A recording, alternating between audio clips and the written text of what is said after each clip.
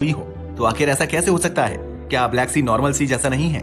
आखिर इसमें ऐसी क्या खास बात है? आइए डिटेल्स में जानते हैं। काला सागर यानी ब्लैक सी रहस्यमयता और इतिहास से घिरा एक अमेजिंग वाटर एरिया है। यह समुद्र अपने आप में एक मिस्टीरियस प्लेस है, जहां पानी की गहराइयों में कई unsolved mysteries and amazing stories छिपी हुई हैं। Western Europe and central Asia के बीच लोकेटेड यह समुद्र अपनी जियोग्राफिकल लोकेशन, यूनिक इकोलॉजी और हिस्टोरिकल इवेंट्स के कारण सदियों से एक्सप्लोरर्स, साइंटिस्ट्स एंड हिस्टोरियंस को अपनी ओर अट्रैक्टेड करता रहा है। यकीन मानिए यह वीडियो ब्लैक सी के बारे में बहुत इंपॉर्टेंट होने वाली है, मगर सबसे पहले आपको यह जानना चाहिए कि आखिर ब्लैक सी है कहाँ।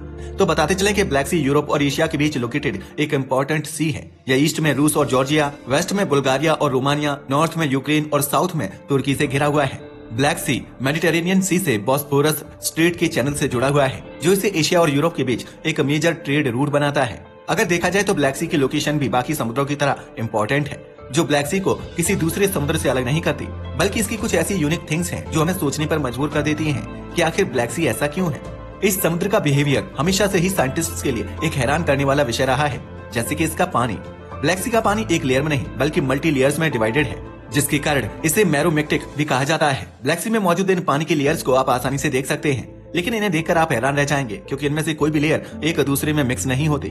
केवल इतना ही नहीं, और भी कई कारण हैं जो ब्लैक सी को अदर वाटर बॉडीज से यूनिक और अपार्ट बनाते हैं। जैसे कि पानी हाइड्रोजन और ऑक्सीजन के कॉम्बिनेशन से बनता है। समुद्र के पानी में ऊपर की सरफेस से लेकर नीचे तक ऑक्सीजन होती है और यह एक फ्लो में मोशन करती है, जिसके कारण पानी में रहने वाले लिविंग ऑर्गेनिजम्स जिंदा रह पाते हैं। वे समुद्र के पानी से ही ऑक्सीजन लेते हैं, लेकिन ब्लैक सी में ऐसा कुछ भी नहीं है। इनफैक्ट ब्लैक सी में जितनी ज्यादा गहराई होगी, इसका एनवायरनमेंट उतना ही स्कैरी होता जाएगा। और तो और ब्लैक सी के बॉटम पर ऑक्सीजन है ही नहीं। जी हाँ, आपने बिल्कुल सही सुना। ब्लैक सी की ऊपरी सरफेस यानी कि करीब 150 मीटर तक के हिस्से में ही ऑक्सीजन है, जहाँ पर सी क्रिएचर्स रह सकते हैं। जैसे जैसे आप नीचे जाएंगे, इसके पानी से ऑक्सीजन गायब होती जाएगी। करीब 150 मीटर की इस लेयर के नीचे वाले हिस्से को ब्लैक सी का एलियन वर्ल्ड कहा जाता है। असल में काला सागर की एक और मिस्ट्री इसका पिकुलियर इकोसिस्टम्स है।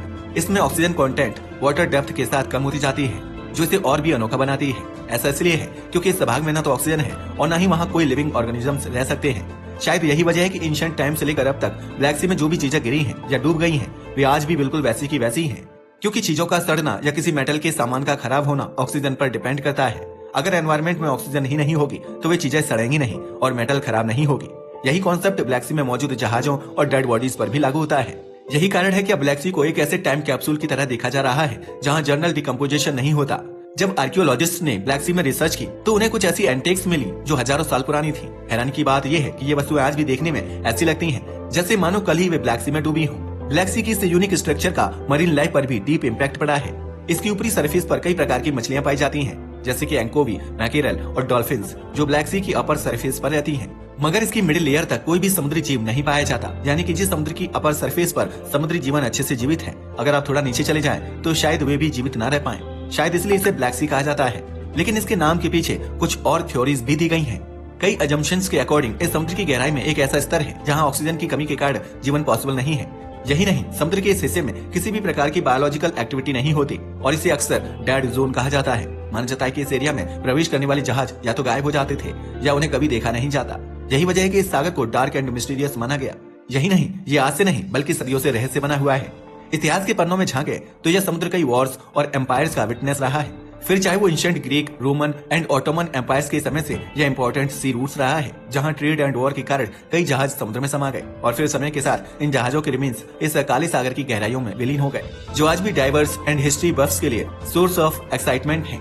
दरअसल प्राचीन समय में जब ब्लैक सी से ट्रेड किया जाता था तो सीलर्स को यहाँ के डीप एंड डेंजरस स्टॉर्म्स का सामना करना पड़ता था। इस समुद्र का मौसम इतना अनसर्टेन था कि कब यहाँ तूफान आएगा और कब शांत हो जाएगा, इसका कोई अंदाजा नहीं लगाया जा सकता था।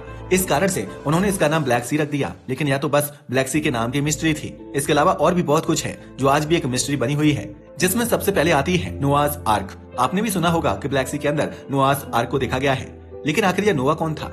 वेल, इसका पता लगाने के लिए हमें बाइबल को देखना होगा। बाइबल में ही नोआ का जिक्र मिलता है। बाइबल में बताया गया है कि एक बार गॉड इस पूरी दुनिया को खत्म करना चाहते थे, जिसके लिए उन्होंने नेचुरल डिजास्टर यानी बाढ़ का सहारा लिया। जब पूरी दुनिया बाढ़ में डूब रही थी तब नोआ और उसका परिवार भी इस दुनिया में रहते थे। इस टेरिबल ट्रेजेडी में सब कुछ डिस्ट्रॉय हो गया, यहाँ तक कि दुनिया में मौजूद सभी जीव जंतु और मानव जाति का भी डिस्ट्रक्शन हो गया। यदि कोई बचा तो वह थे नोआ एंड हिज फैमिली। तब गॉड ने